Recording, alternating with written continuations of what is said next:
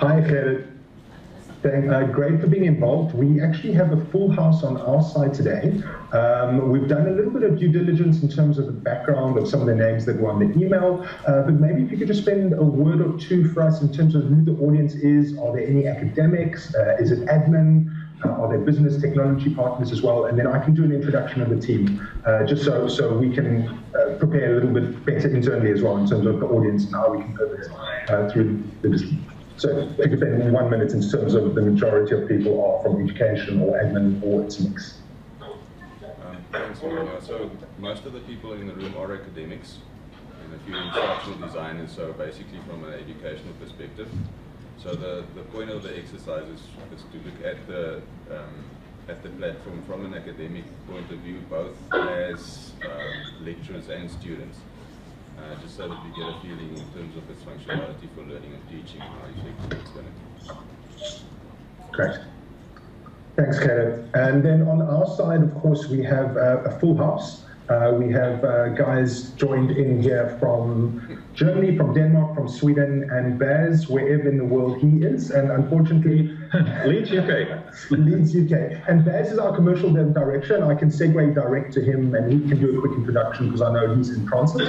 But just also wanted to make sure and show you guys from our side there's full visibility in terms of involved. Thank you, Ewan. And so great to welcome you on this call. Thank you for making it happen and being flexible on timing. Just as a start, yeah, we have a full team to present you with the Instructure solution to help people grow from the first day of school until the last day of their careers. We understand that you are in a process to look at alternatives for your current Sakai deployment. So we'd love to go into that and address your scenarios.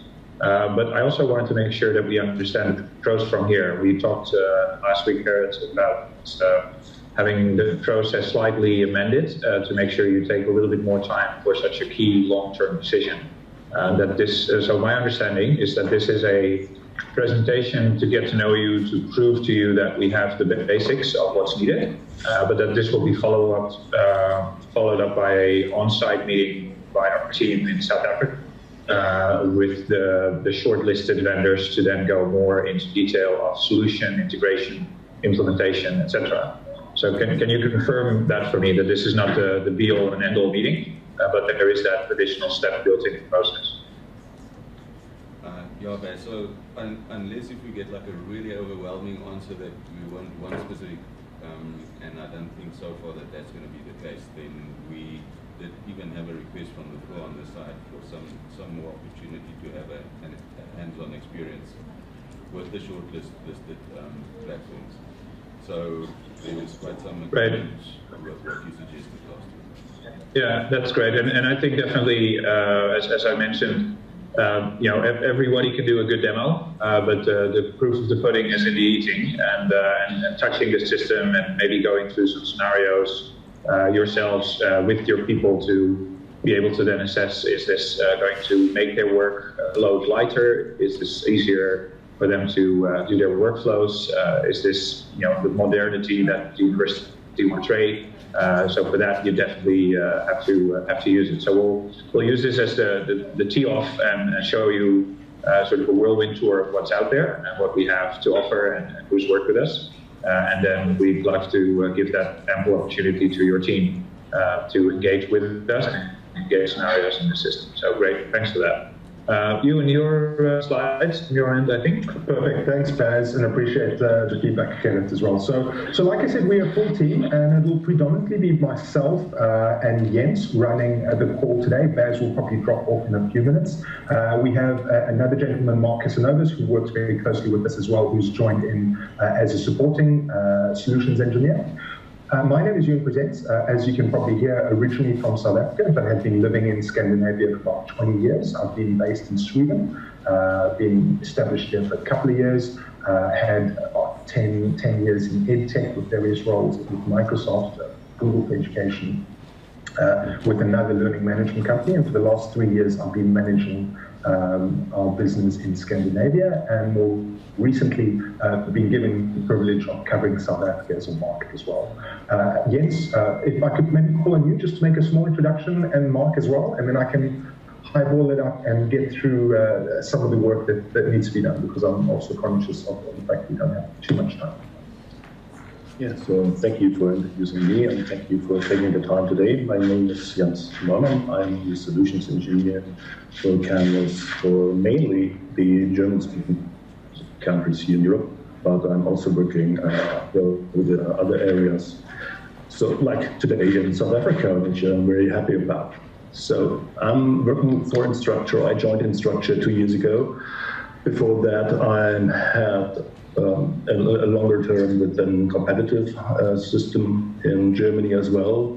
There I implemented, for instance, a whole solution for city-state for all those K-12 schools there, and developed also the higher ed business for 7 years. So I have also a lot of experience in the LMS area, and I'm happy to provide you today with a short demo about Canvas might be able to do for Rock University. Thanks, Jens. Mark, if you could just do a few words as well. I'm just conscious of time as well, but great to give you the floor as well. Sure, no worries. Thank you, guys. Marcus Novas here, originally from Barcelona, based in Scandinavia as well. Working very, very closely with Ewan, though in this occasion it's going to be my very, very good colleague Jens Neumann covering the session today. We, the company with vast experience in engineering and teaching for the past 7-10 years. So I bring on the table experience in both sides of the table. I was in an institution where we implemented Canvas, so I was administrating Canvas as well. So as I said, experience in both sides of the table, which I think it can be valuable. So yeah, looking forward to talk with you more in the future. Fantastic, thanks guys. And Kenneth, from my side, like I mentioned as well in the email, I've shared a compendium with you, which provides all our written answers, so people can use that as a guide on the side as well, and also for reference afterwards, so I hope that's okay. We have quite a bit of work to get through, so we'll be going at a bit of speed, but we'd still like engagement from the audience. I think the best way when Jens and I spoke is that we'd like to have 2 sessions. And after each session that he presents, we maybe open for a small Q&A, but ideally we keep most of the questions until the end of the first session. And in the second session, we'll look at the admin stuff. And then we can ask questions and engage the audience there as well, because I do realize that 2 hours is a long commitment just to sit quietly, and for us as well, we need to enjoy the audience participation as well, and hearing your challenges and your daily activities in terms of how this could help. And your feedback as well. So if that's acceptable with you, I think that's the best way to proceed. And if you'll just indulge me a few more minutes, I just want to talk through 1 or 2 minutes. And this really has to do with the process that you guys are currently in terms of looking at the why should we change, what strategic visions are we kind of supporting our institution, and how do we do that? So which partner do we then look for? And I'd just like to open this slide up to the audience, and maybe if you guys would like to venture a guess, what do you think all these names and universities have potentially in common?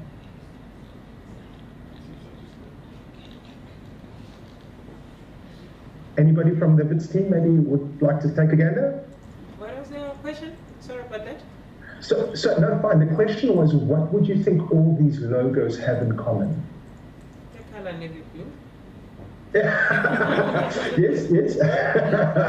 I think good attempt, but I think what I was looking for maybe is that they've all come from Sakai to Canvas. So I think these are all institutions, as you can see, top logos who have been on a very similar journey to you guys, and have also tried to answer the question why. So why do we change? Who do we look for? And who do we actually look for as a long-term partner? So I just wanted to bring that up. I'm sure that forms part of your due diligence. There's one more slide as well, and I think this really drives home the point in terms of the market and where the market has been going over the last couple of years.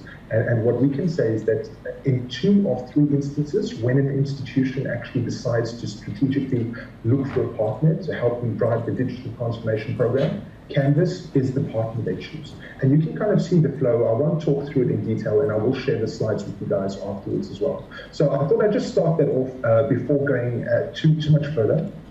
And I can maybe pass it over to Jens at this stage to kind of work us through the first examples, like I mentioned, the compendium. But Jens, if I can maybe ask you to open up your screen and share with us, please, that'd be great.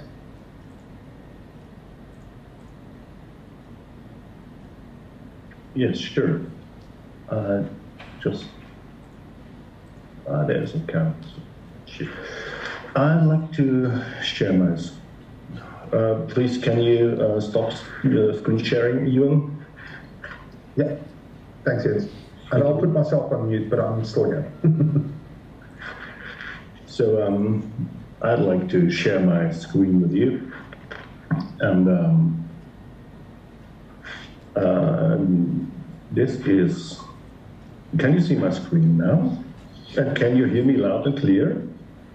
Yes, both, Jens, on my side at least. Yes, we can see it as well.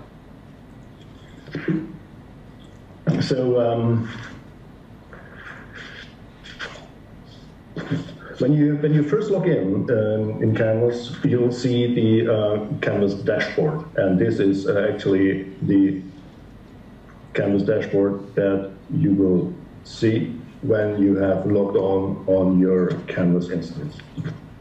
So the Canvas dashboard is an individualized view of the latest news and activity in all your courses where you are enrolled, either a teacher role or in a student role.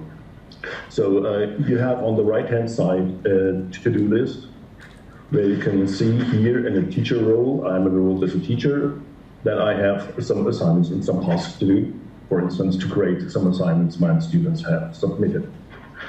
Below that, I have also an overview about the upcoming events. And I could, of course, start directly in course or view all the grades of my students in right from the dashboard. On the left-hand side, you see the global navigation, where you can switch between the different areas of Canvas, but also you can choose to switch to the activity stream of your courses. So you see, I have 2 announcements now here from several courses, or I have 21 assignment notifications, and I can just jump right there, directly into those new activities.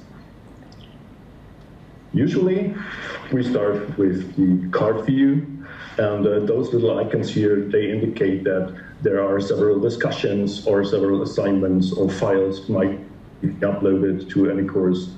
And so I can directly jump into those new announcements, for instance, or there you have an icon for an announcement, and there you can go directly through your course. Everything is dynamically generated by Canvas for each user. So that helps the teachers stay on top of the feedback and helps the students take ownership of their learning by directing them to the things they need to take care of. And you might have noticed that we also have a link to the calendar here. So we can either choose to go to the calendar via the global navigation or by the dashboard link. The Canvas dashboard helps you to get started quickly on the most recent and time-taking tasks, as the calendar provides another view of that kind of information, but in a more familiar way, like in a weekly or monthly overview. So you see now here all your courses you are enrolled in, and you can choose them and by just selecting and pick them.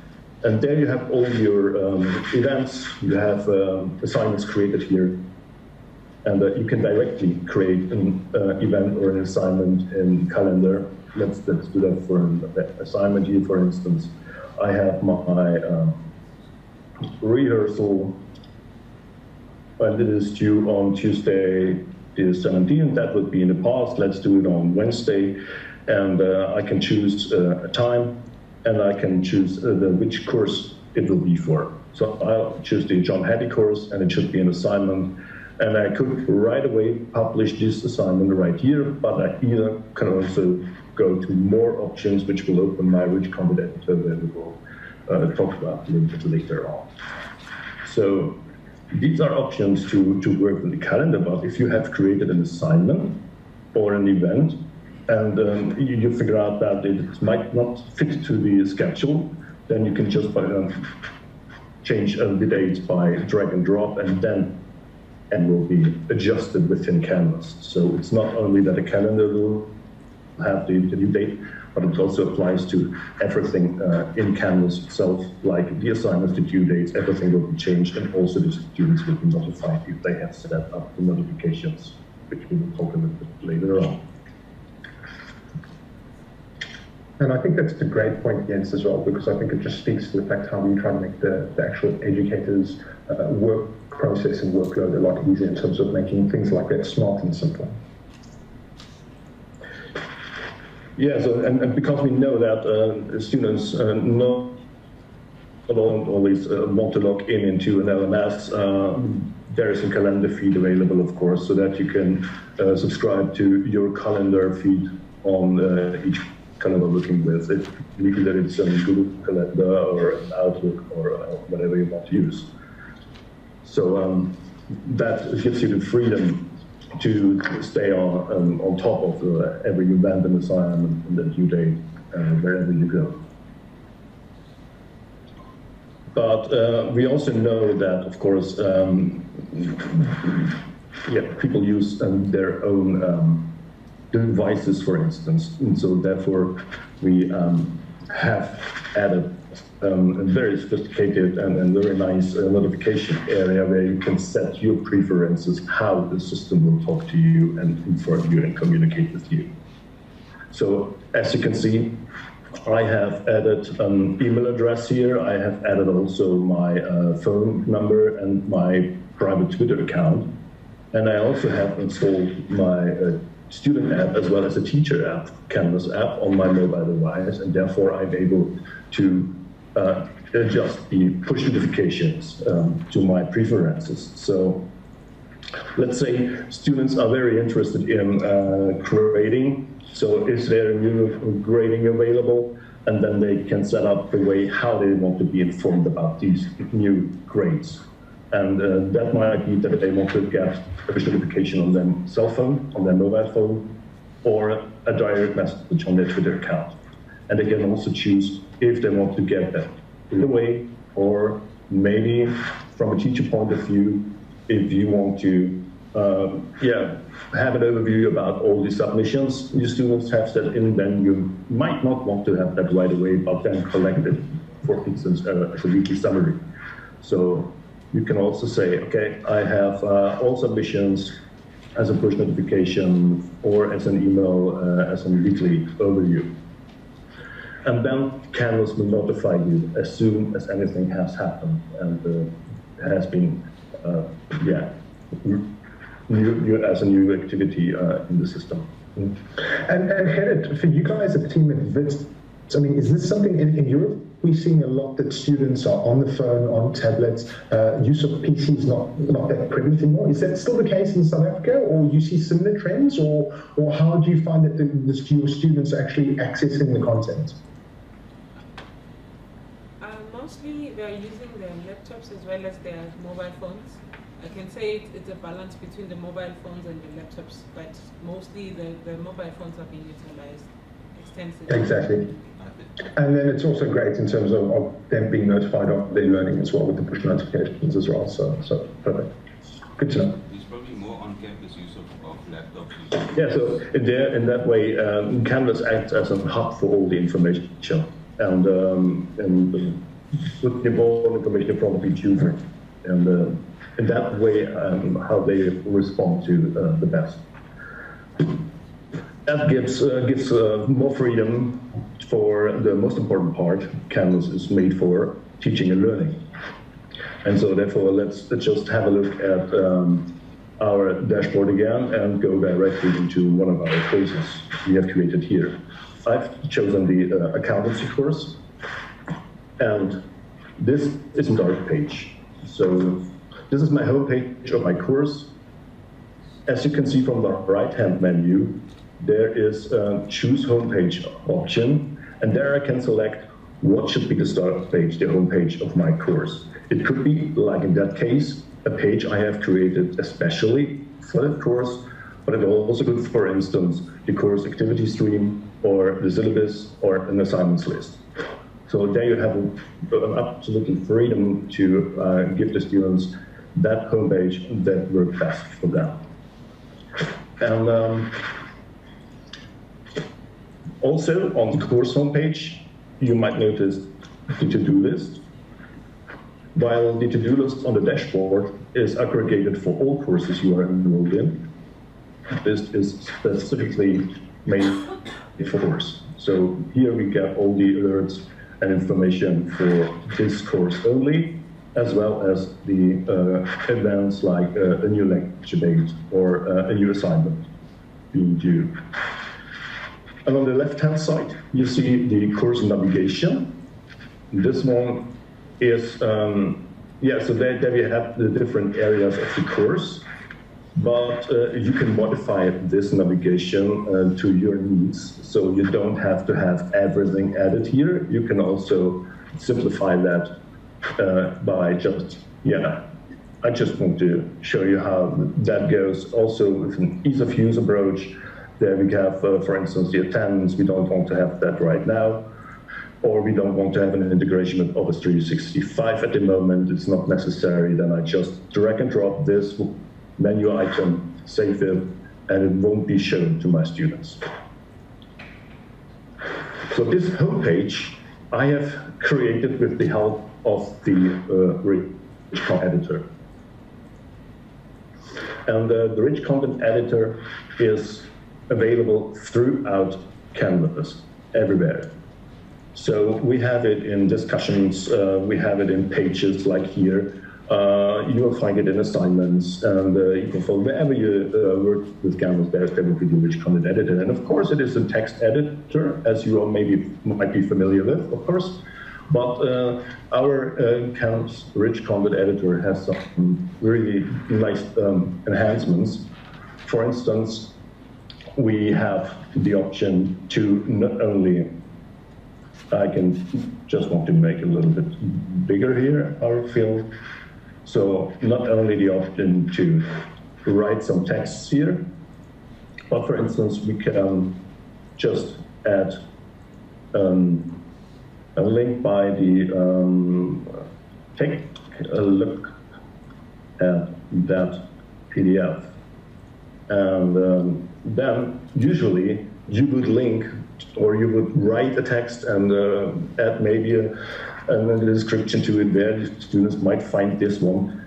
Not so in Canvas. So you have the possibility to link to each and every navigation option you find on the left-hand side, like assignments or quizzes or pages.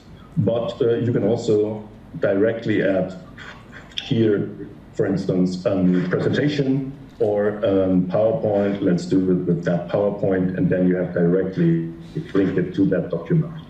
Same applies to images. You can see we have an images area here, so you can upload new images, and you can just add to the content here, and you have a thumbnail preview, and so therefore you can also, of course, link to other areas with the picture, and make it very convenient for the students to work with it. So if I save that now, you might also notice that we have a little icon here, and so it's not necessary to download the PDF or the Word file or the OpenOffice documents, but you will get a preview.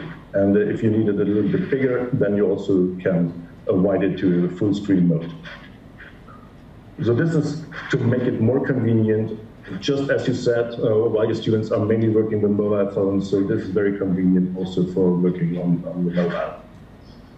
And as well, not only that, you can of course also add not only pictures or documents, but you can also add, for instance, own recordings. So we have an media recorder here, and I can just start by recording a video.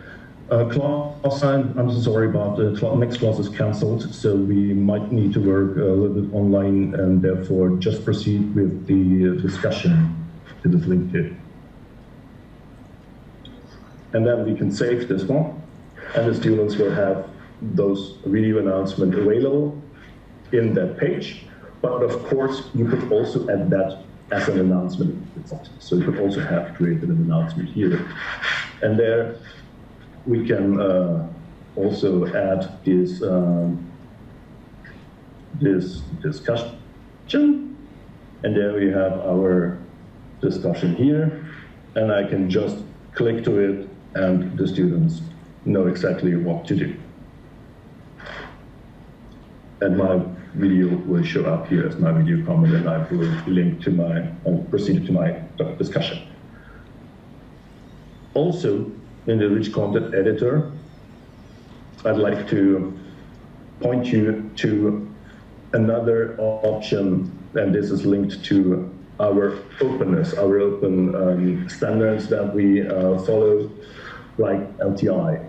And so you also have asked in your rubric how easy it might be to add LTI applications to the system. So you see, this is what I've got available, or what our admin has made available for me as a teacher already. And I can see, okay, these are several applications that I can use now. And so I'd like to go for the Khan Academy. And then, for instance, I have economics and finance. We have an accountancy course, so therefore we want to search for the cost-benefit analysis, and the student might just work with that video. And now I have added that video also to my rich content editor. There are a little description to it, and, for instance, a little task to my students. Then they are able to work with that immediately. If I'm not satisfied with that, what my admin has provided me, and I need more freedom for my pedagogical approach, then I have the option under my course settings to add such kind of option. So I get an overview about what is available in some LTI application in the EduApp Center that is maintained by Instructure. So we have at the moment there more than 380 LTI apps made by third-party vendors. These are free resources or licensed resources. And according to our philosophy of openness, we don't provide those LTI applications provided by our partners, not only to Canvas users, but also to users from other LMS systems like Moodle or Sakai. And if I choose Sakai, then my LTI catalog reduces to 207 apps, but still 207 apps that I can just add to my Sakai system with one click if I want to. If we go back to Canvas, and I see search for one like Quizlet, for instance. This one, I don't know if you are familiar with it. This one is for learning with some learning cards. This is free to use. So what does it mean? I go back to course, and I can just search for Quizlet again. There it is. And I add this app.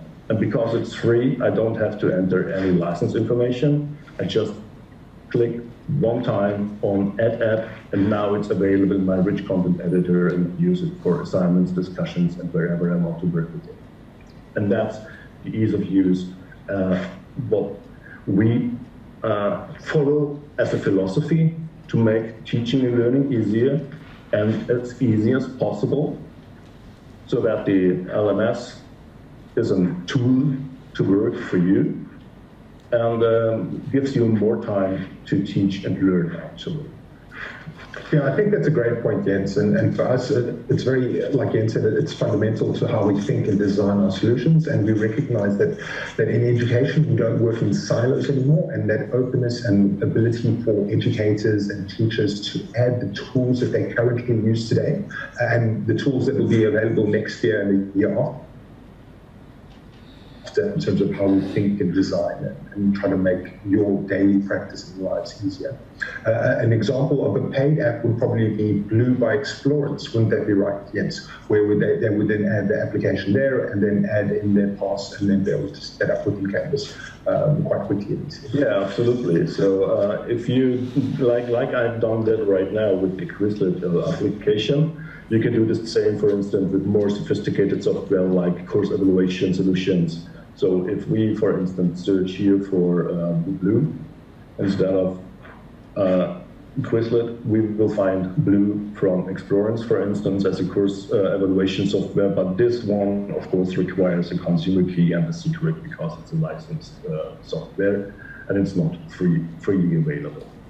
But as soon as you get the license information from the vendor, you can add it as easy as the other application I just presented to you. And then you will be able to work with it. So, yeah, I finally, for the rich content editor, I wanted to point you to also an enhancement of the editor. For instance, if I now change the text color from my black to a yellow, and I click on that little icon above here, this is our accessibility checker, and that provides us with information how accessible our content is that we have created right now. And you see, I get an indication that my yellow has not the minimum contrast ratio, and so therefore I need to change that to black again, apply, and now my content is accessible. And also accessible for screen reader software and yeah, other enhancements for disabled person. So yeah, you see the rich content editor offers you a lot of options to work with. You can add also, of course, media like videos from YouTube with just one click, or as I have shown you from Khan Academy or any other LTI application. And so therefore, the rich content editor makes your life really easy. Yeah, Ewan just stated that please feel free to add comments in the chat if you don't want to. Great, and then I can consolidate them, and in the break we can either address them or come back in written form. But maybe we can just circle back here and see if there are any comments at this stage, maybe not questions, but any comments of what you've seen so far. Do you feel you understand the workflow process within Canvas? Any general first opinions? Oh, great to hear. Thank you so much. A lovely comment there. The chat always love the ease of use. So great to hear that. Can we quickly check in the room if there are questions? Are there any questions? Absolutely. And maybe what we can do is if we could consolidate the questions and then maybe do it in a break, unless we can answer them quite quickly now. I'm just also conscious of the fact that we have an hour and 20 minutes left. Okay. So the comments would be great, and questions maybe we can consolidate unless they need a detailed response. That's not a problem. We'll consolidate towards the end then. Is that okay? I think that might just be in the interest of time and getting us through the 2 hours. All right. Thank you. Yeah. So as you can see, in our to-do list, I already got notified as a teacher that I have to do some assessments for the submitted assignments my students have handed over, etc. So for this time-consuming tasks that fills a lot of, or yeah, the big amount of time, of your time, Canvas offers you the integrated speed grade here. So what you can see here is the submitted assignment from my student Niklas, and he handed in a PDF file, and this is rendered directly into screen reader here. So what we got here is the submission, and we have also added the rubrics to our assignment here.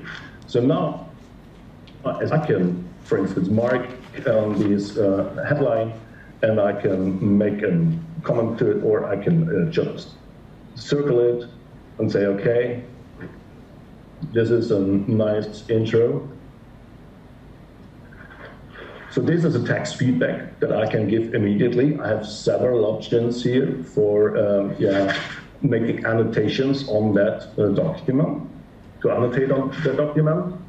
But I also got, in addition to the rubric and the outcomes that are attached to that assignment, I also have the option to give my student much more richer feedback by using, for instance, also, and again, the media recorder.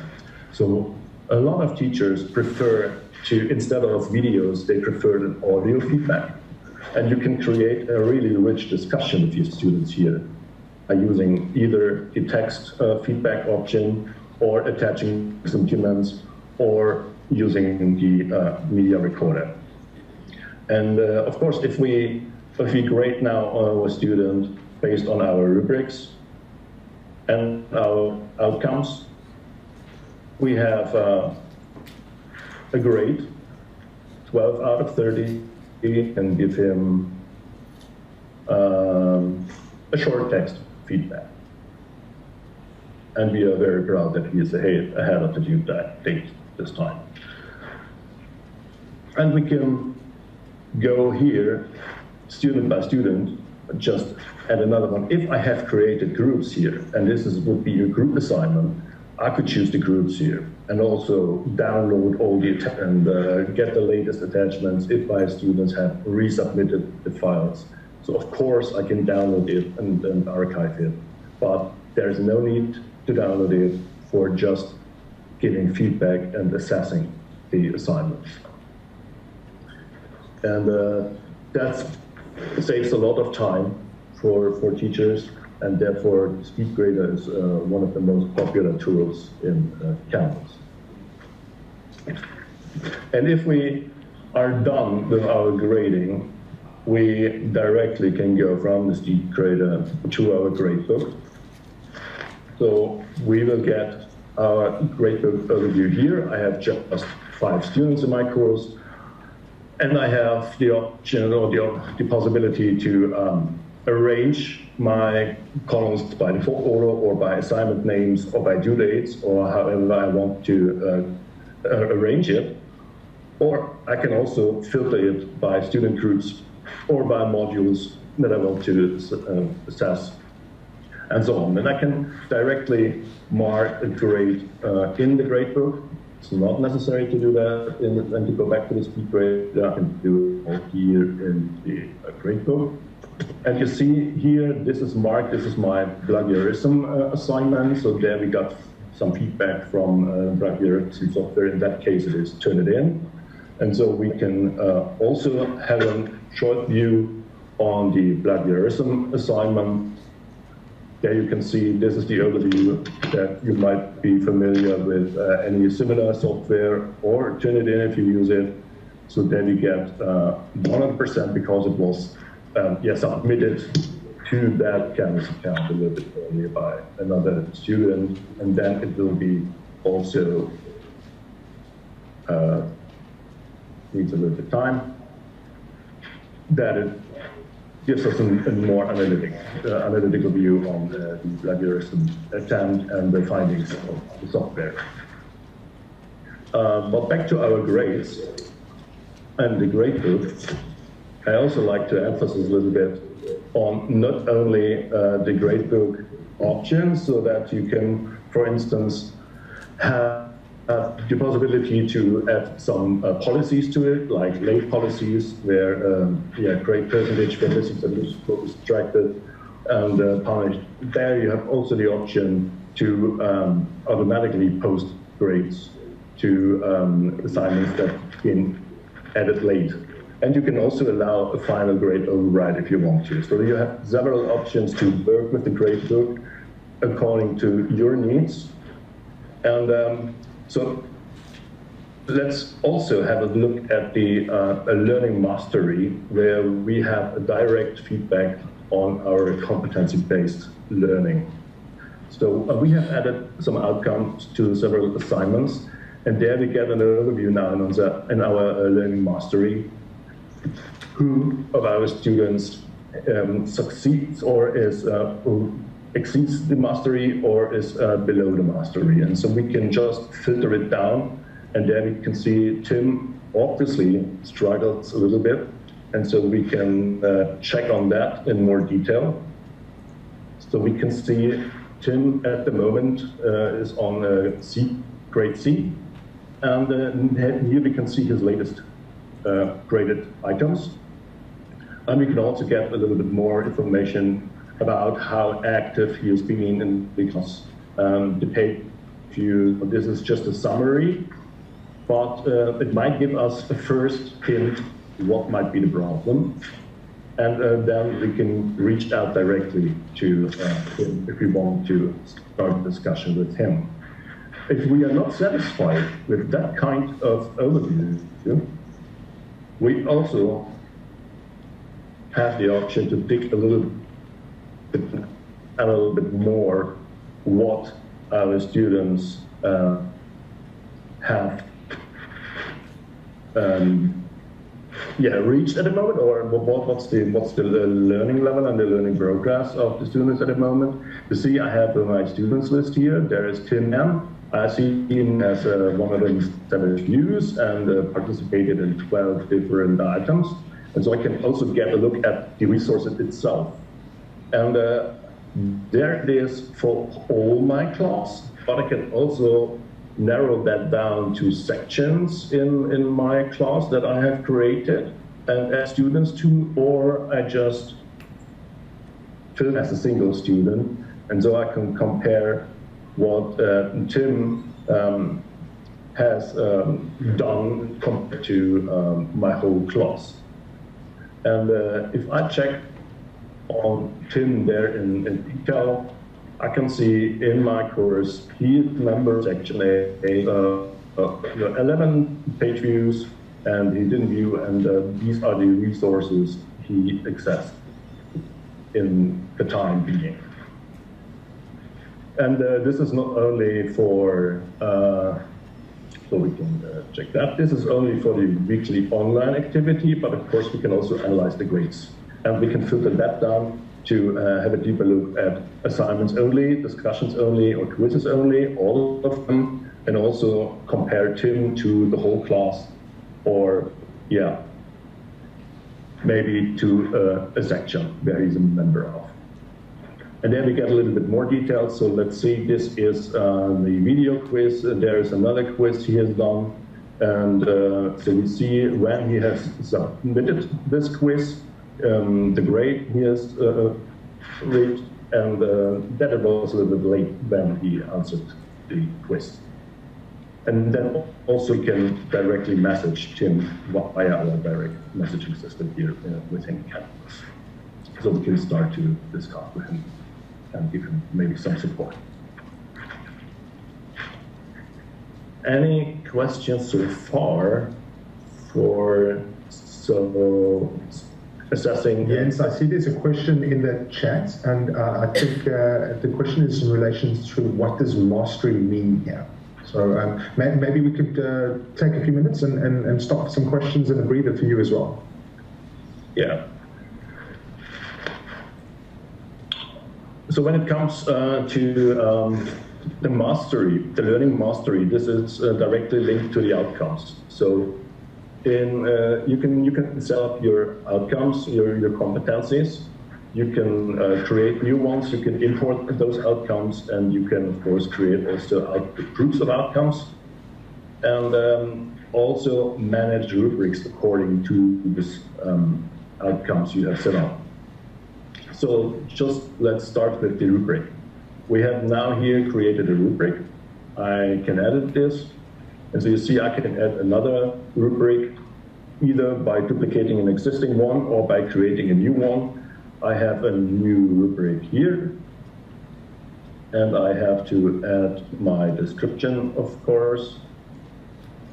And I create this criterion. And now here I can define what is the rating score and what is the rating description. This is just based for or made for the rubric, and I also can add several rating scores. And yeah, this is average, and I have 0 points for no marks. And if I go back and I update this rubric, And if I go back to my outcomes, there we are in my outcomes, I can create also the outcome, and I can define the level of mastery here. So when does the student exceed the expectations when in 5 points? So what should be the mastery? The mastery is 3 points in that case. I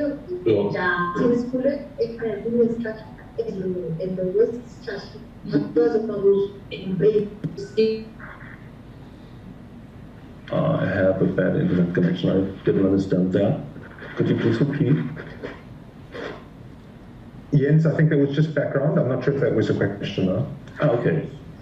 Yeah, so if you want to create a new outcome, you need to give it a name. You have to describe it so that the students get the information what is the outcome all about, the competence, what they have to achieve. And then you can also define the level of mastery. So here, and that is, we have 3 points that needs to be reached to have the students master an assignment and the competence.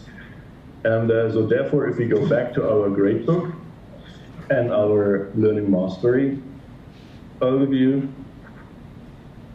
you see we have 40% of our 5 students that exceeds the expectations, so that means they have more than 3 points, and 20% that meet the expectation, they have 3 points, and 14 below 3 points. So this is basically the explanation for when does a student meet the mastery that you have defined as a professor, as a teacher. Did that answer your question? I think they were happy in the chat, Jens. Jens, how are you feeling for time? Should we stop and ask a few questions? I know they were trying to consolidate some parts. I just don't want to go too far away from what you've covered. So while it's still fresh in the minds, do you feel comfortable for some questions now or some comments? Yes, please. Hi, Gerrit and team. If you have any questions, maybe now we can try to address 1 or 2 of them. If they require a longer answer, I mean, we're happy to come back with a written response or kind of deal with it a little bit later. But if you have any questions or comments, maybe we can take a few to the floor. Yes, there are questions. Just give us a minute. Okay, perfect.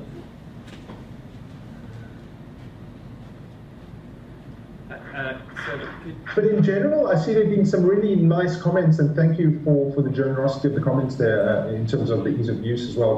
But making sense, it resonates a bit, it looks and feels slightly different to what you guys currently have. For comments to be made? Yeah, so your rich content editor, could you just comment the formula editor? How does that work? Do you use LaTeX or some sort of other, how does the formula editor work on that? If I want to add formula to my content.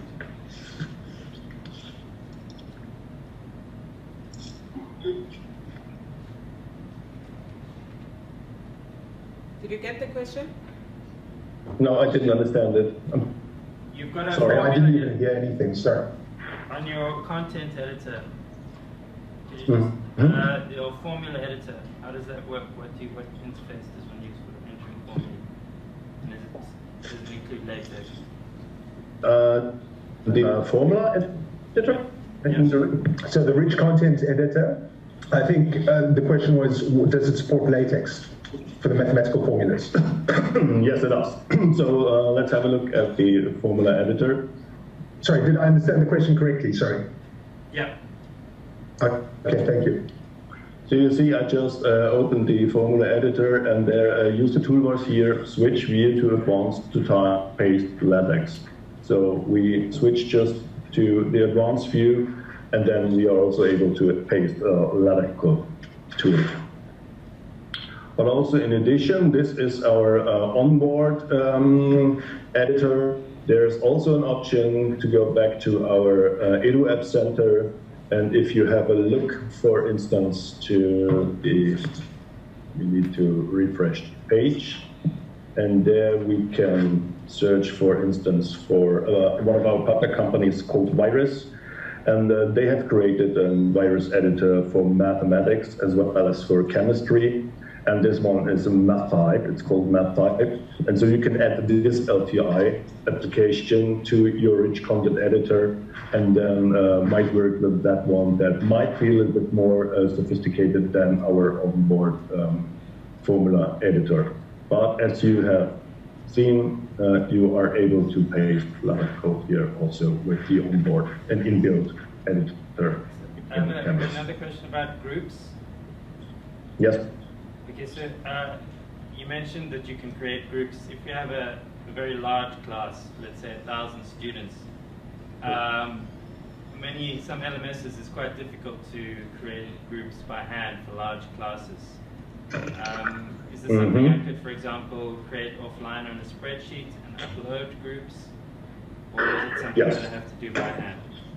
No, it's not necessary. We have several ways to solve that problem. So I just show you the people menu here in our course. And there I have all my students. And as you can see, I already have a group where all my students belong to. So I have all my, sorry for this German here, it's all students. So I have all my 5 students in here, but I also have created project groups, either manually by adding a group, or I can set up, or I can upload a CSV file, and that CSV file should be according to our format documentation. We'll find the URL that we can provide to you. And there you will find a whole definition of how those CSV files need to be structured before they get uploaded to Canvas. So you can create a bulk upload for users. You can create several accounts and sub-accounts, means sub-accounts for different faculties in your Canvas instance. You can create different terms and, of course, courses automatically. Sections in those courses and the enrollments in these courses, and finally also, of course, group categories and groups. So that could be done with just one upload by a zip file containing several of those CSV files. But there's even a really nice solution in the UI. So you see I have now I'm about to create an assignment. I have just copied an existing one. And I just wanted to adjust the due date so that it will be, my students will be notified with a push notification, for instance, on the mobile app. So here we have, again, our rich content editor. I could add here a really sophisticated description of my assignment, but this time we want to focus on all those options in the assignment itself. So I can, of course, give some points for my assignment. I can group my assignments, so that I can distinguish between is this an assignment for participation in the course, or it should be a quiz in a way. And I can define what kind of submission type is my assignment. Is it an online assignment, or shall my students deliver it on paper and I will grade it later on the speed grader? Or do I want to add an assignment that is connected to an external LTI tool, which would also be possible? So, for instance, we have an own video tool called Practice. This is another product that Instructure offers, where you have the option to give video feedback to each other, based also on competences and rubrics. And so that might be added as an external tool here.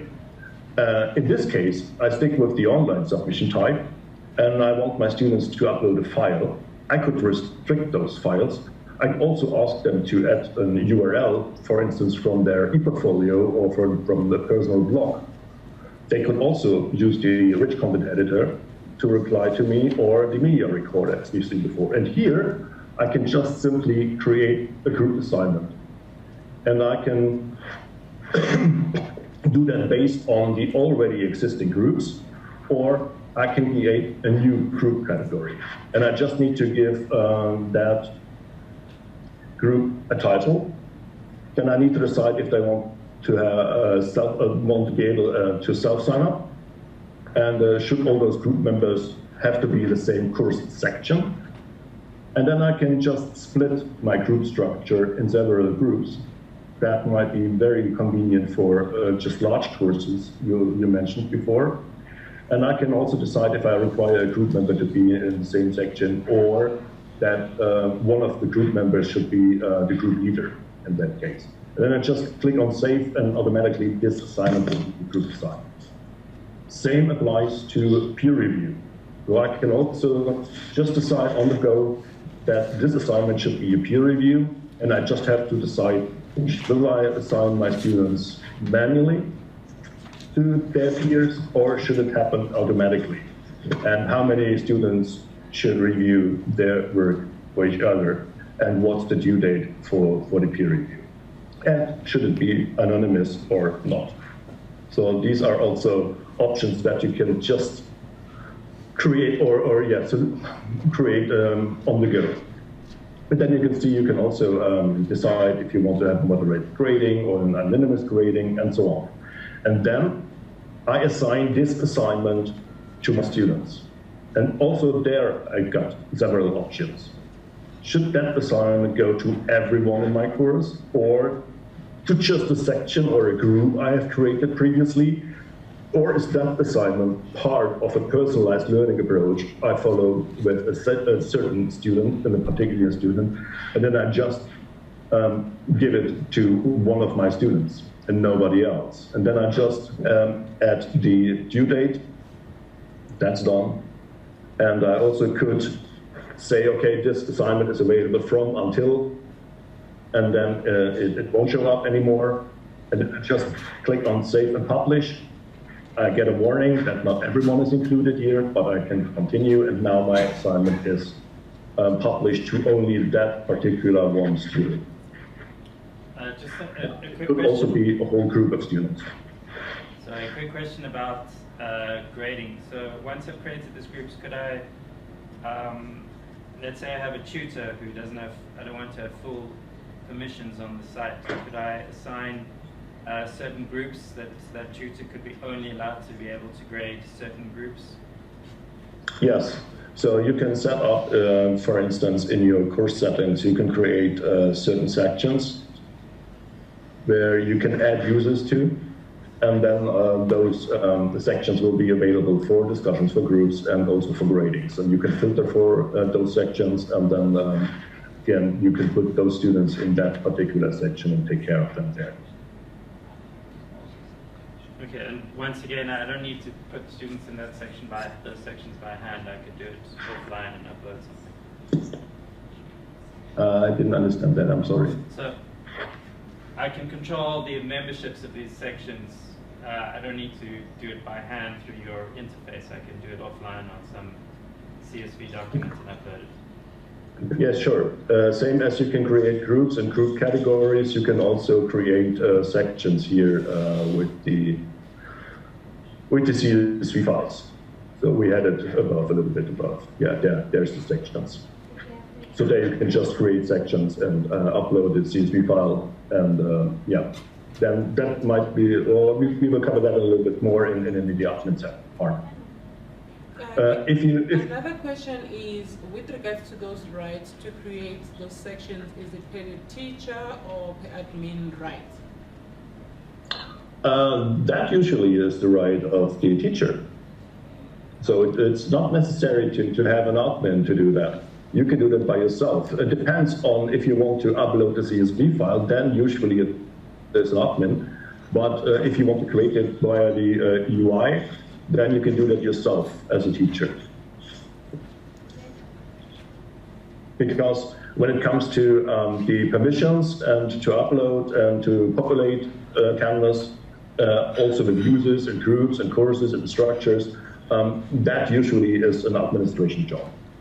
And so therefore that is not a task a teacher should do, and it doesn't have the permission to do usually. And so therefore, you as a teacher, you can create your groups manually, and also the sections, but the admin usually does that, or this is integration with the student information system does that automatically.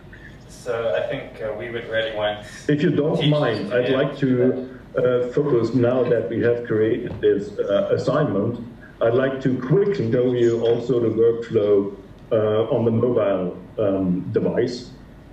So if you don't mind, I'd like to switch from my web view to my iPhone. So do you see my iPhone now? My mobile screen? Yes, I can see it. Great. So this is a student logged on in the student app, Canvas student app. And as you can see, we have the same dashboard available here. Also, the student can see on his mobile phone that he is enrolled in several courses. At the bottom down there, you can see we have a dashboard. I switch now to the calendar view, so I get an information and an overview about several assignments and tasks and events added to my calendar. And then there's a to-do list.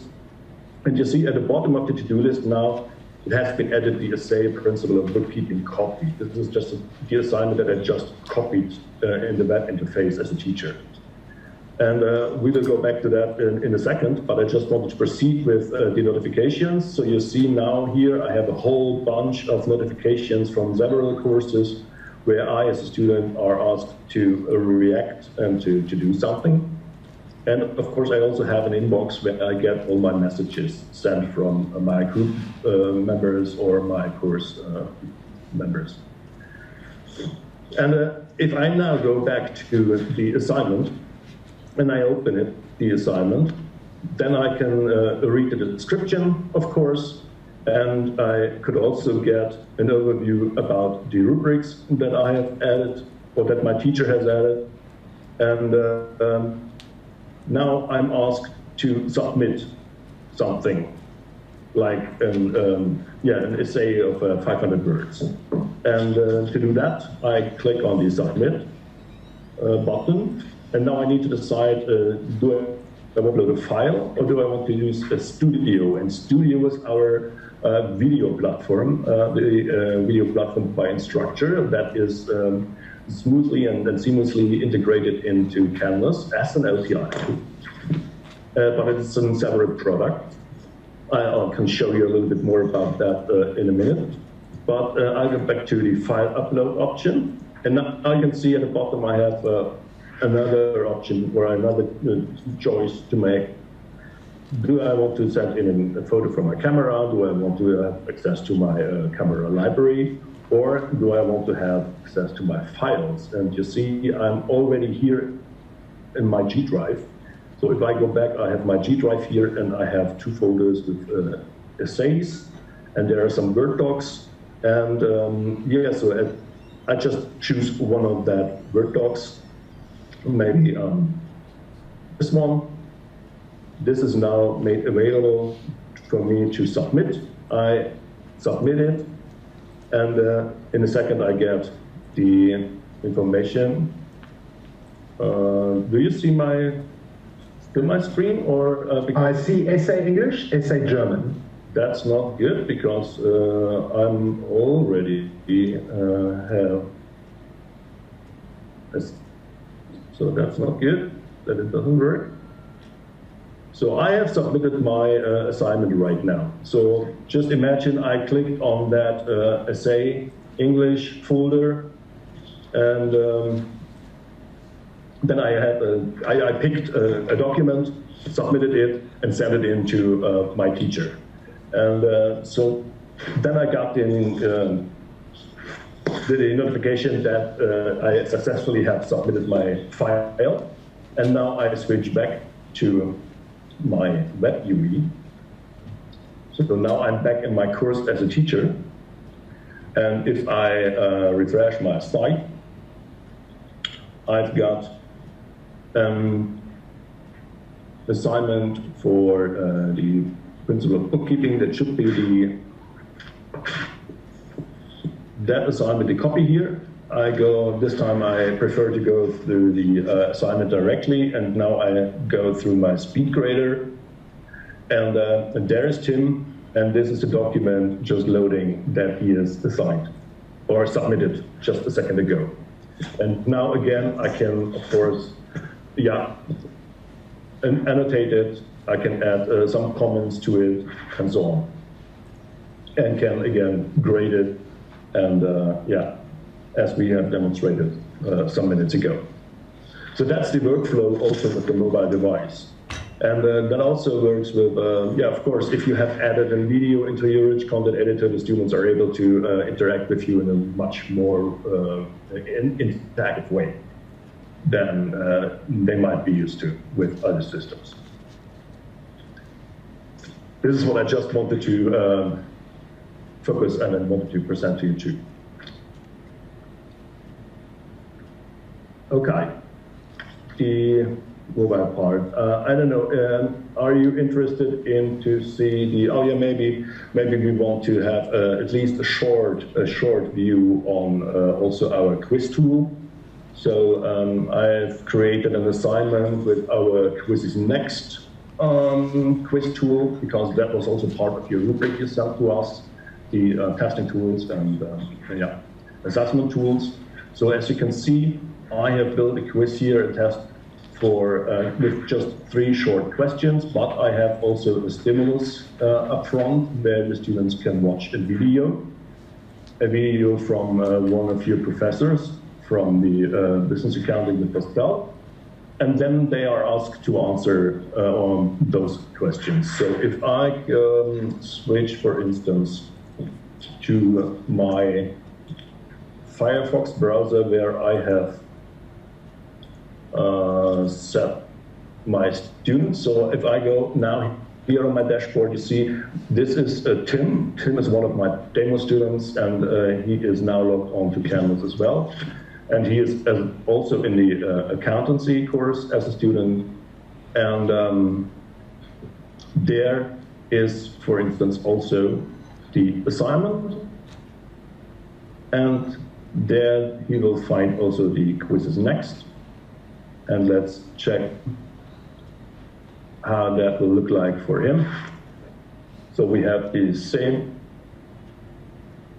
interface like the teacher, so I can just start with the video. We and that we have watched the video in the stimulus already, and now we just answer those questions that we want to be in computer literate and able to help yourself, and I want to mark those books here in the bookshelf. I submit my answer, and immediately I get an auto grading where I get also feedback and an overview about my attempts I've made. And yeah, so I get feedback on right or wrong questions, and that could be text-based feedback, or of course also with video or audio, as you prefer. And this works in either way on the web interface as well as on the mobile phones and mobile devices. And when it comes to our teachers, they of course get them an overview about each question item. You can add questions from question banks and yeah, shuffle the options and yeah, whatever a test tool, a quiz tool should be able to do. I assume I don't need to present that in detail at the moment. But as you may have noticed, also the quiz tool, we tried hard to make it as easy as possible to work with it and to use it. See, I get now when I switch to the settings in my teacher view, I get a warning that students already have submitted it, but I can shuffle questions and have several options to adjust the quiz setting to the needs of my students. I also get some reports, of course, and I can add moderators to it and so on. So, yeah, I can view the log file when the student has answered what kind of question and several details more. And with that, I'd like to close for the moment the presentation for the pedagogical workflow. Maybe we want to at least mention some other items you might have noticed in the course navigation, for instance, like modules, because modules is the way how a course is being structured in Canvas usually. As you can see from my homepage, I have started with a description here, and I have added several elements below my intro picture. But if I, for instance, switch to another course like this one, I want to open up in another tab. So you see, this is another way how you can structure your start page. There we have several chapters, aka modules, and let's have a look at the modules for a second.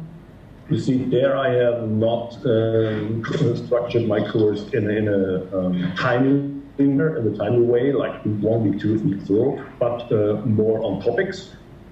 And also, I'd like to refer you to the pre-requirements that we have added to those modules, because if we have a look here, now I force my students to work through the course chapter by chapter, module by module. So before the students are able, and maybe we can just engage with the team and find out if modules is a concept they're familiar with, or what kind of structure they actually use, and maybe just unpack modules a little bit more for them as well. But maybe Gerrit and team, is modules something that you guys work with, or how do you currently structure?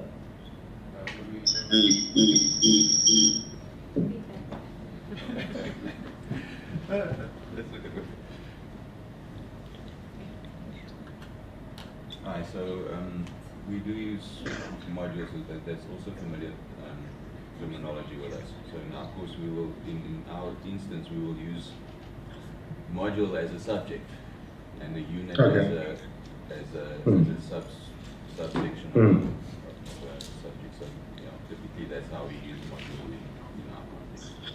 Yes. Here in Canvas, the terminology is more, when it's up to modules, we are talking about a specific part of a course, where we added some assignments, quizzes, pages, other content to it, and structured it in that way. And if we add those requirements, we can decide that the students have to view the item or mark the item as done, or they have contribute to, in that case, a page.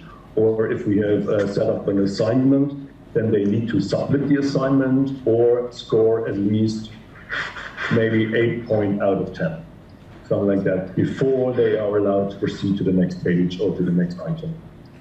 So in that way, you can also link, for instance, batches to those modules. And I just want to give you an overview how that will work with Canvas and Badger. So we can add batches to each course, and then we can create a batch for each of our module, for instance. And as soon as the students have finished and finalized one of those modules, they will be able to earn a badge. And so then we can follow up on the progress of our students. And if we want to, we can also enable a leaderboard. So there we see we have now 6 of our modules, 8 chapters in our course, and several students have already submitted and achieved a certain level, and that also could be mirrored in a leaderboard. So I, as a teacher, I can see the real name of the students, but the students itself, they see their own name only, and all others are anonymized with the help of alias names, like the invaluable bird, for instance.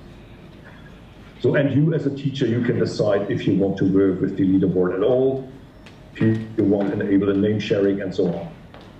And by using badges, this is first a way where you can work a little bit with the concept of gamification, which you also have asked for in your document you sent to us before. Yes. And when it comes to gamification... Sorry, do your badges integrate with Mozilla Backpack? Badges with a backpack, it's the predecessor for the badges, because Concentric Sky, they have taken over the Badger from Mozilla organization and foundation, and now they maintain the whole Badger structure, open source structure, as That's for Mozilla. So it's not Mozilla anymore who is taking care of the badges and the badger, but it's now Concentric Sky, is the company called. Thanks. And this is one of our partners we are working with. So therefore, Badger comes free with Canvas. Besides the analytics part. The analytics part, there is a pro version, and there you get a deeper understanding of several analyses for the use of those badges. But also, Concentric Sky offers a solution called Pathway. I think I'm not connected right now here, so I won't be able to show it right now, but the Pathway basically is a way where you can collect several badges from several issuers and create a path for your students, enable them to collect badges from several institutions. Cool. And I think we can follow up with that a little bit later as well, share some more information, Jens. Yes. I'm just also conscious of time. Yeah, right. So just to get back to the gamification approach at all, if you are interested in more information about the gamification approach, our community would be a perfect place to start with, because our really active community participates in developing Canvas further and further and adjusting to their needs. And so therefore we have several teachers from several institutions with approaches for gamification, in that case for a professional development course at a K-12 school district in the US. Or we have, for instance, Darius, a colleague who has added Minecraft to Canvas and worked with Minecraft at the University of Hull in the UK. So there are several approaches to also include the gamification approach in Canvas and work with it, to mention that. And I think that that's quite an important point in terms of the community and knowing that you're part of a very active and engaged community who are very innovative. And a lot of the stuff that they do in the benefit or creation of Canvas materials can be propagated to you. Yeah.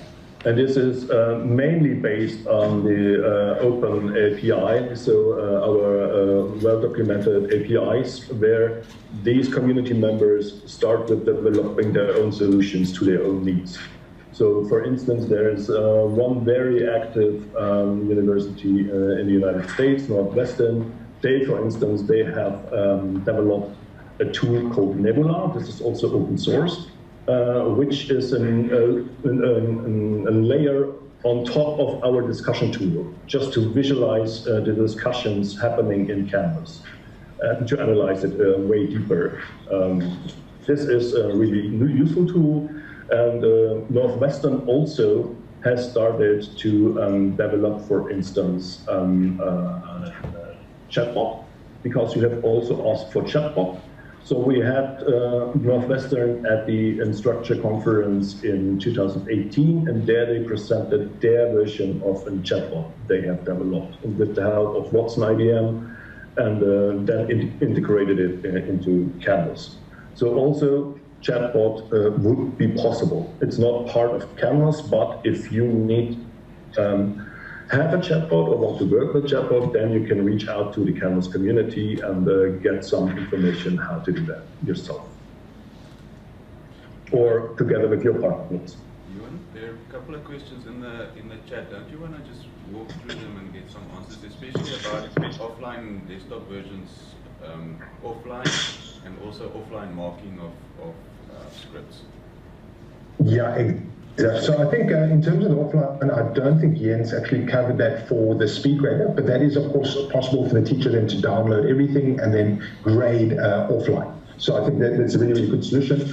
Mark has made an attempt to answer some of those questions there in terms of what's available, how it can be done through either EPUBs, so people can actually consume it offline. I think the question that they were trying to circle back on, at least when I've read it, is it available offline for you?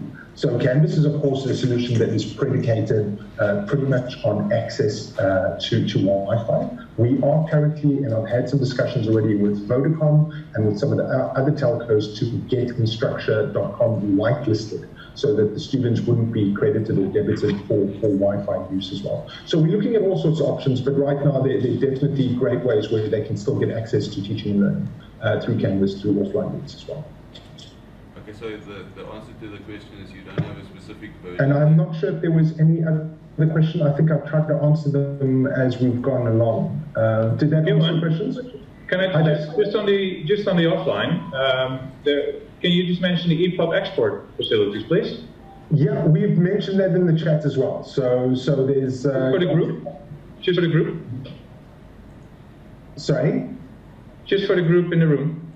Yeah, I did mention that they can export through an EPUB base.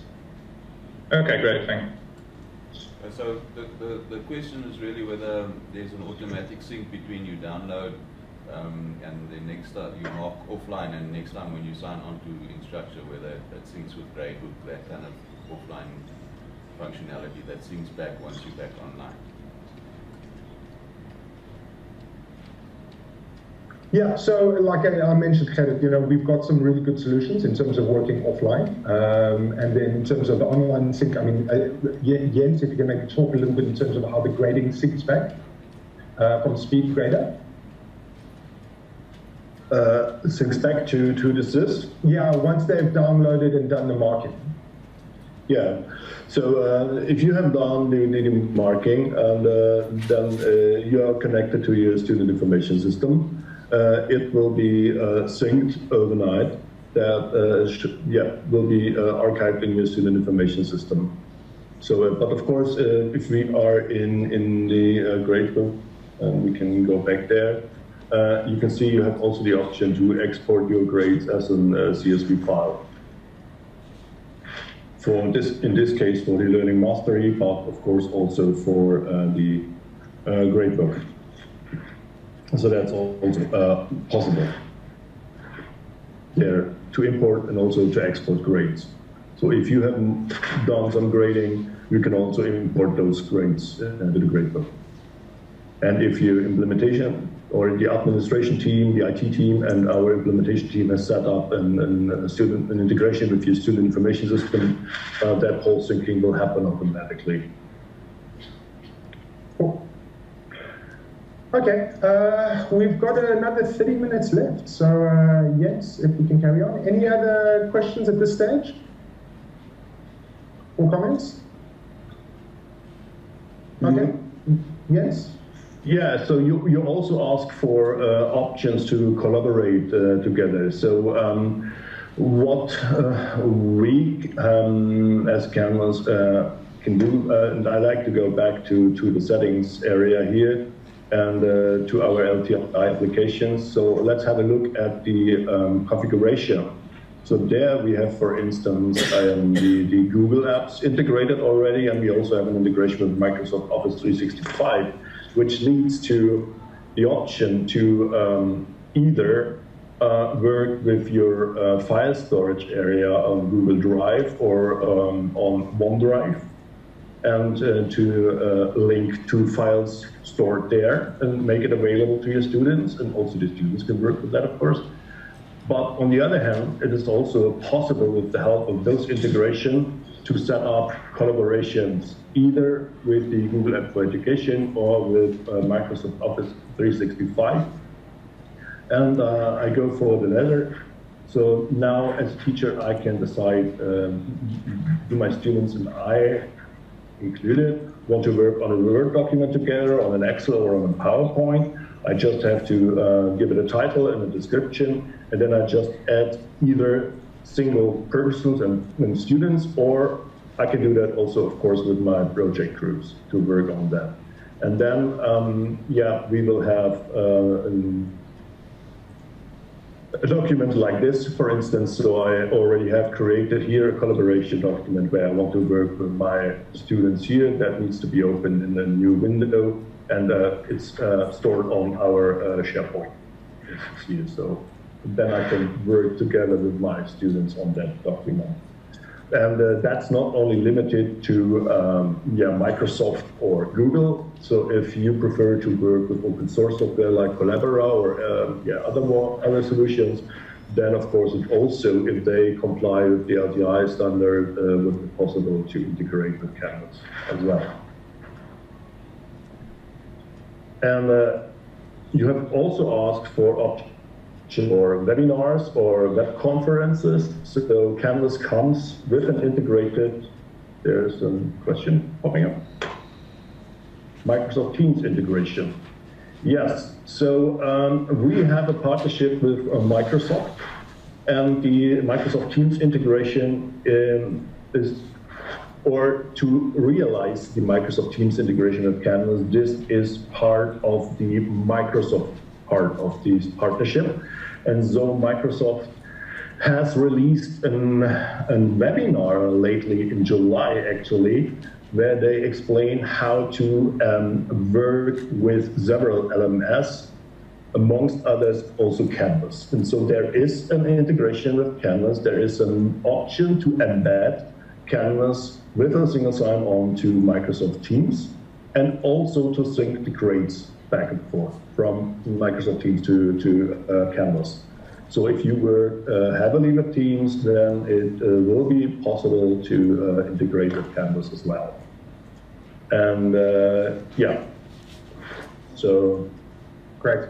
And then I think, Jens, there was one more question about e-portfolios, but I'm not sure if it's cognizant of time. If you can just address that one quickly, and then we can move on. Just to add, here we have a big blue button. You can record your webinars and so on. With a Prime version of Big Blue Button, which is open source software at the moment, but there's also a premium version. There you will be able to get also breakout rooms and more like that. And instead of Big Blue Button, you can also integrate, of course, with WebEx or Zoom or any other web conference software. So speaking of e-portfolios, let's have a look at my student again. So there is my student in the Firefox browser, and here is my Tim Brown, and there you see there's a link to our e-portfolio solution. This is our native Canvas e-portfolio solution. Tim has set up a portfolio for himself where he can add, of course, recent submissions to it, so he can structure it, and he can download his portfolio as a zip file, and of course also share this portfolio URL to provide others with access to his portfolio. So let's have a short look at Tim's portfolio.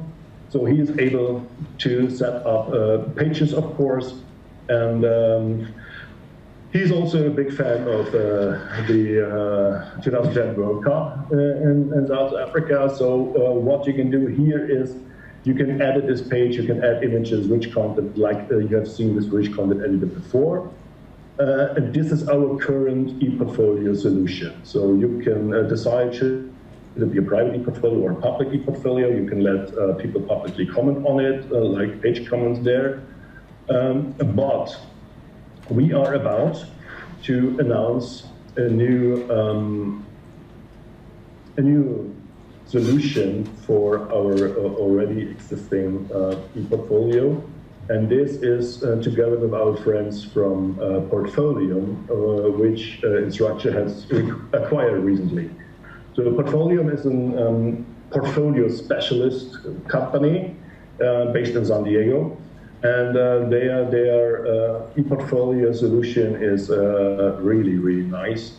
And this one will be part of the Canvas suite or the Canvas LMS in just a matter of a few months. So beginning of next year, we are thinking of having this portfolio solution also as part of Canvas available. So there is just an overview of some of the universities working with Portfolio.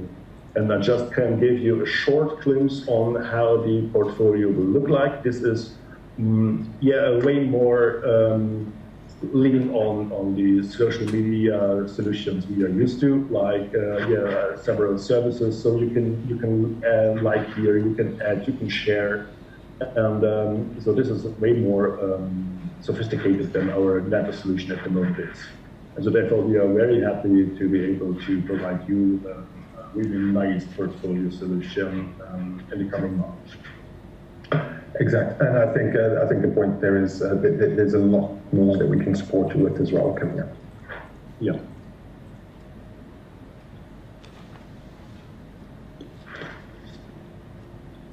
Right, Jens, has your screen got stuck? Don't think so. I'm still something, but I can hand over to you if you want to. No. I think you stuck in mastery paths, but I'm in mastery paths. Yeah. Okay, that's fine. Oh, I'm sorry. Oh no, then I'm sorry. That's the wrong window. I'm sorry. I'm in the mastery path. No, this is what I wanted to show you. This is the portfolio solution. So you didn't see that, right? So again, portfolio, the company with the portfolio solution, and several universities as an example who are working with. And this is a short preview of how the portfolio solution looks or will look like when it will be integrated into Canvas as well. So as I said, you have the option if we go to this entry, for instance, to this one, we can share it, we can like, we can comment on, we can download, and we have also the option to categorize it, to add skills to our portfolios, and then to tag. And so there's the more sophisticated social media feeling added to the portfolio. Okay. And I think we can follow up with that one when we come on site a little bit more, Jens. Yeah. So finally, you also have asked for, is your LMS able to work with e-commerce solutions? I just want to give you a short example of, yes, it was able to do. So here where they are using an e-commerce solution called Catalog. This is Canvas Catalog, where you can make your Canvas courses that you have created inside Canvas available outside of our stores. So here to add several payment gateways and descriptions, and so students or interest clients, learners can register for. And yeah, so this is an example, for instance, from the Indiana University. They are using it for their professional education and have added several courses here. And yeah, so this is also possible, but there's also, of course, based on our open API, the option that you integrate with third-party solutions. We have an example here in Europe, very successfully, it's called Idildream from a Dutch company. And so there are several ways to also find a solution to that need for having an e-commerce solution. Is that a space that you guys find yourself moving into more and more, the online course, sold courses? We see that a lot in the business schools here, but also a lot of traditional universities that are trying to move into that space, specifically in commissioned education. Is that a big part of the driving strategy there at BITS as well? It's kind of more exploring that space. We see movement internationally in that direction. So we do have financial constraints and trying to generate third stream income. So this would certainly be something that we might explore. Great, and I think there in country you've probably got a useful reference point in terms of UCT, who's also currently doing a pilot with us, specifically looking at the online students and those modalities as well. So there's definitely good reference points to touch on and support. Thanks, Jens. Sorry. Yeah. So, and that's basically what I have prepared for today. Maybe if you are interested in, we want to have a look at the admin side.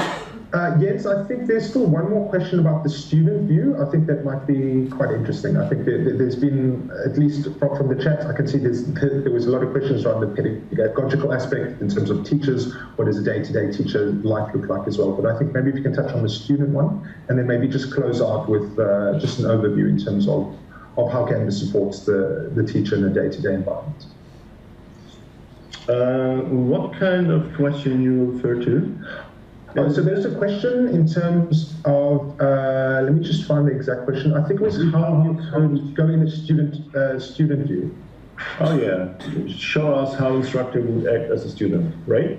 Yeah. Okay, so let's go back to our accountancy course. And you see there is the option to enable the student view. And if I click on that, my screen changes. So you see I have now a button, and now I can leave the student view or reset the student. And that means I can really take also quizzes now, so I can really act as a student in my course.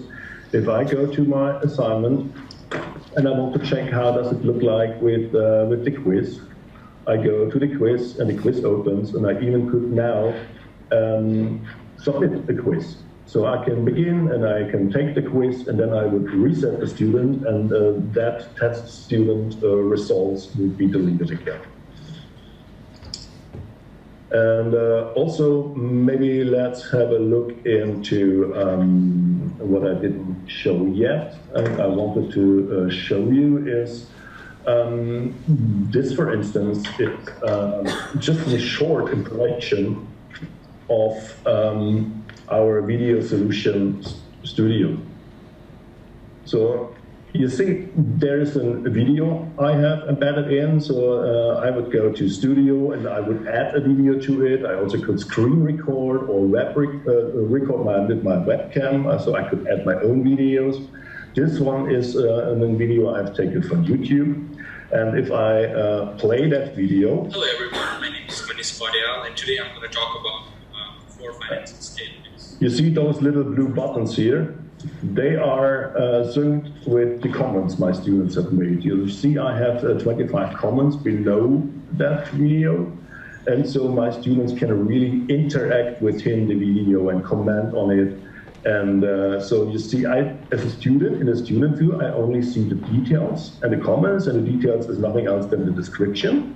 I could also switch the closed captions here so that I can have English, or in my case here, German subtitles. I could also add several other languages if I want to. And if I leave the student view now and proceed with the teacher view, I can see that below that video, I will get some more insight. Now the LTI tool needs to load. There it is. You see, in addition to the details in the comments, now I also have the Insights button available. And there I get listed all my students. I have to apologize for not having profile pictures here yet. They've been there. Obviously, they don't know today. So, and now I can narrow down the behavior of my students. So I can figure out, do my students all have watched the video completely or just in parts like Tim does? And so then I can find, maybe the video is too long or too complicated, maybe the students struggle with some parts of the video. And of course, I also can analyze the comment to the comments also. So I can also get back and engage with the discussion.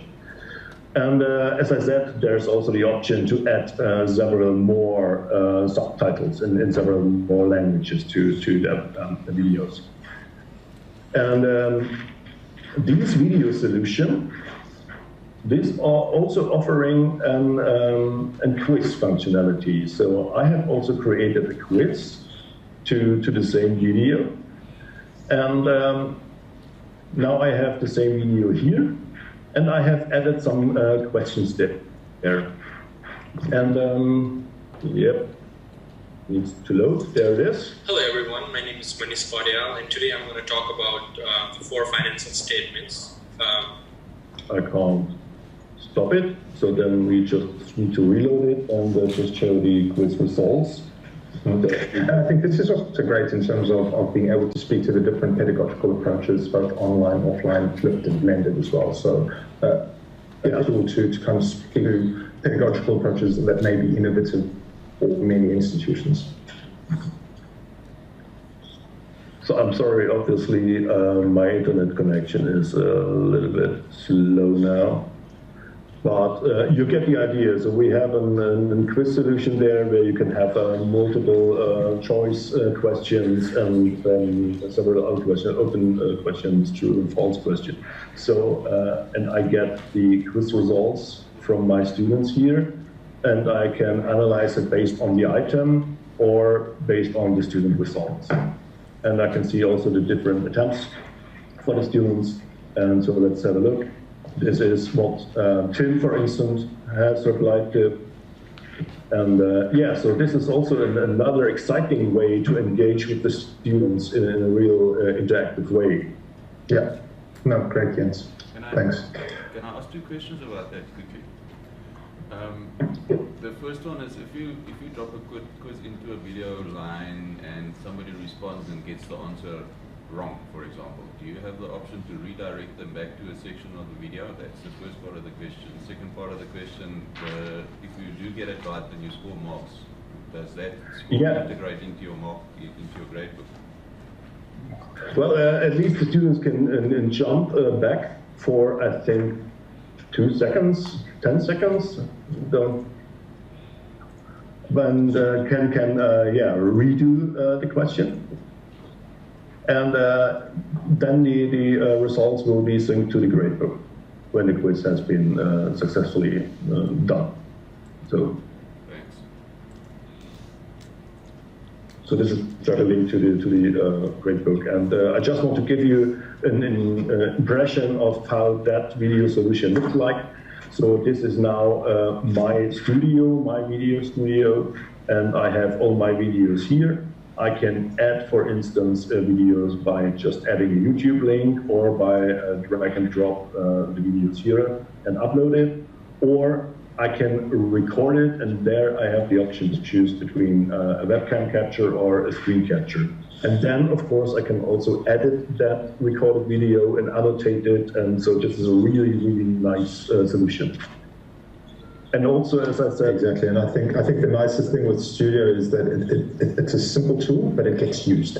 So the barriers of entry aren't so high for the teachers. They can quickly just do something. I don't want to use the words rough and ready, but they can very quickly and easily just do a little video and then in and then upload that as well. So we see a lot of times when we're speaking to institutions who have other software, they say that the software is quite big, it's quite clumsy, often has very specific use cases, and what we see with Studio is that it's fit for purpose for most all people, and is very, it lends itself to that rough and ready kind of approach to get something up and ready. I might have missed it with the answer early on anyway, but is Studio part of the standard offering, or is it an add-on? It is an add-on, sorry, that is definitely an add-on in terms of that, but the way we look at it is that it's kind of very deeply integrated with Canvas, but there is an extra cost elements associated to that. You're right. Okay, I think we have maybe 10 minutes left as well, Jens. So I think maybe if we take a chance to pause there and get some comments and some feedback from the team. I know it's been I wouldn't say difficult session, but a challenging session, because the rubrics that you guys put forward were, it was quite difficult to get through a lot of the work. That's why we did provide the guide as a complement. So hopefully there's some recourse for you to fall back on.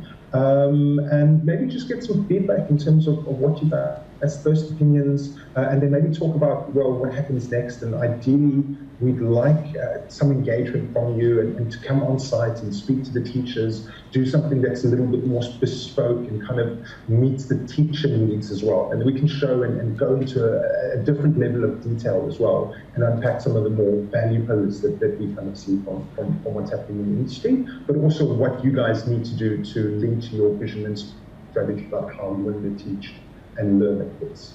So if we can maybe open the floor to the WITS team, and we can take some comments and some questions, and maybe get back to the questions in written form, just cognizant of time as well. Any questions?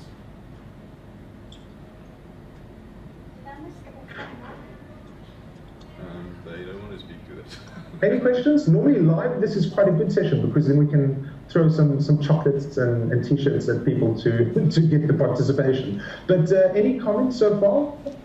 So the room on, here's a question. Just give us a sec. Somebody's on the way to answer a question.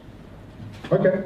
Hi, I'd like to know a bit about the integration of your system with other university systems. So, for instance, we've got a student information management system where students, from the moment they're registered, are captured on that system. Does that then is that the mechanism whereby you populate your courses? How does it refresh? How does that management and interfacing work? Exactly. So if I understood the question, it's around the student information system and you with integrations and what does that work look like? Yeah. Yeah, and I just switched to the admin view, and so you see there is an this import functionality. So this is also the place where you can upload your CSV files manually, but also set up the integration with your student information system. And there, I think what we can say is we've done a lot of work in Sweden where they have a national student information system called LODOC. We actually work with them to make sure that there's an automated setup for that as well.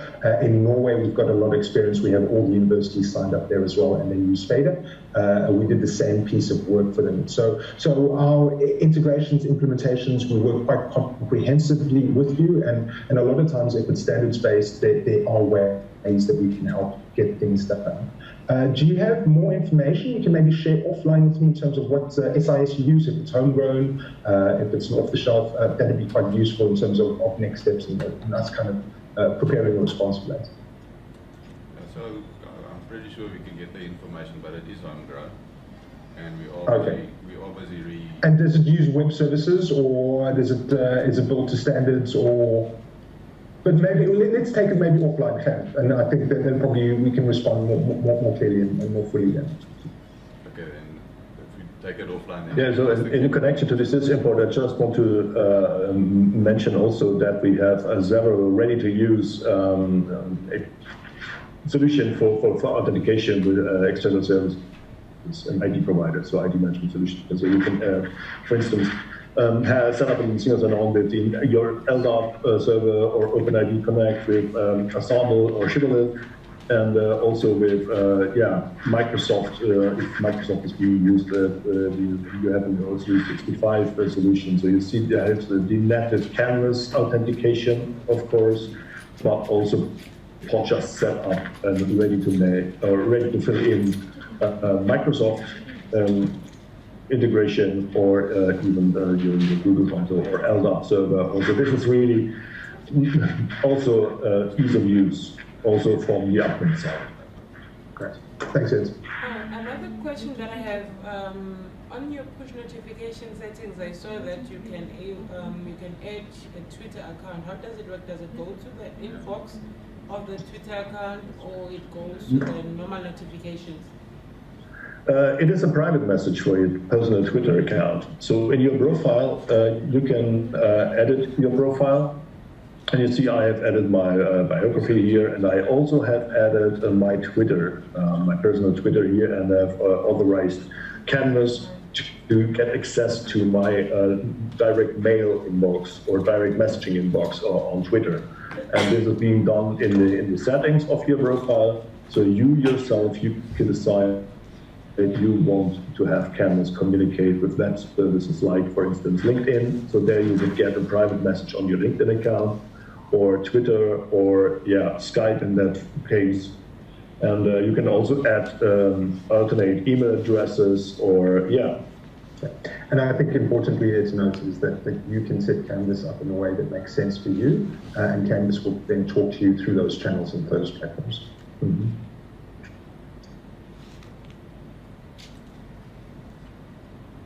Question? Ewan, we can't see the chat on our side, so I don't know if you want to just have a look through the chat to see whether there's any questions. I think the last one was around the video recorder for Studio, and that one was answered. We answered e-portfolios, Teams we addressed, EPUBs, online, offline. Those are also in the written guides as well headed. So I think we addressed rubrics. Then we had oral questions about groups, grading, and rights to sections. but I think we've added most of them. There was another broader question about showcasing pedagogical use case examples, and I've already shared one case study in the chat, but I think that kind of thing is more conducive to on-site and deeper discussion through a workshop type forum, so that we can definitely demonstrate, and I mean, we'd even like to get closer access in terms of branding, so we can decide up so it looks and feels like this. What we've done successfully with Copenhagen Business School is that they actually gave us a course, and we uploaded that in Canvas, and we kind of gave them a real look and feel in terms of, okay, well, how would my content look and feel and run in Canvas, caveated with the fact that the Canvas has different workflows to the system that we have currently, and deliberately so as well, because, you know, it only makes sense because we've been designed for the cloud and on the ground. I just had a comment a bit earlier. You may or may not be aware, so we are running a few fully online programs together with academic partnerships, and those courses are actually running on Canvas, and so there has been some integration into our SIS in terms of those programs. So you might already have some intelligence in your environment about how that integration could possibly work. Great, and I'll dig into that straight away, Kevin. Thanks. Okay. Other than that, any more questions in the room? Looks quiet. Okay. In terms of the road ahead, I think we'll probably make the recordings of the demonstrations that we've had available to the community and give a few more days for feedback, and then we'll tabulate results and kind of make a short list, and after that I think we'll be in contact with some of the more favored service providers for perhaps hands-on experience. Okay. Yeah. And then that will be directly through you, or how would the communication be? I think it's probably going to be better for me to communicate with you. Okay. Yeah, I think so. I'll ask the questions on this side and then get back to you. Okay, no, great, yeah, and like I said as well, you guys have the compendium, so please feel free to reference that as well. It was a big body of work to get through, and normally we would have pushed back, but considering the time constraints and the fact that we did want to give you guys something to work with, hopefully it resonated in some levels, and hopefully we'll have an opportunity to carry forward the discussion and get on site and meet the team. I wanted to, and I haven't yet, but I wanted to thank you for the document that you sent to us yesterday. Sorry, Frederick, I can't hear you. You're quite far away from the mic. Sorry. I wanted to thank you for the document that you sent me in response to our questions and you know, some of the items on the rubric. I did distribute that to the participating part of the community last night when I shared the link. Yes. And I'll share it again a little bit later on today, just so that the people in the room and elsewhere can look at your response. But thank you for the extra effort you put into preparing that document for us in relatively short notice. I appreciate that. No, only a pleasure, and I think, I mean, this is normally the way we like to work and spend time with the customer beforehand and understand your unique challenges, how we can be a fit, and then kind of tailor and make it feel a bit more bespoke. So that's normally the way we prefer to engage. Unfortunately, time hasn't allowed that, but we can kind of, I wouldn't say rectify, but kind of take steps in terms of us getting a deeper insight into bits and how we can really leverage our full instruction portfolio to support you guys. So thanks for your time, really appreciate it. Thanks to Jens and Mark for joining, and we will then be in contact.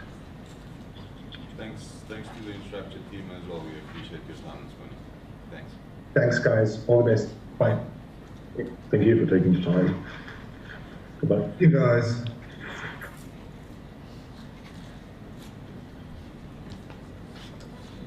Okay, so we will be distributing all of the recordings that we've made. We just need to do some editing on the recordings. They're quite big at the moment, so we've got to just edit them down a little bit and we make links available to them. Those of you who are not handing in your evaluations, please probably, I'll write an email and just to give us a reasonable time for everybody to have a look at the recordings and do the rubrics for us. Then I've started working on the spreadsheet to aggregate the points just to get a feeling of what the kind of top 3 LMSs would be. And then perhaps we can have a deeper engagement with those specific. A couple of them also mentioned they've got some documents for us to go through. If we could also have those. Okay, so the stuff that I got from them as well, I'll communicate to that to, I've got a distribution list of everybody who's been involved so far and a couple who hasn't been involved, so I'll distribute to that distribution list. Thank you so much this must be in excess of 14 hours that you've just spent with us. I really, really, really appreciate that you made the time for it. Thank you so much.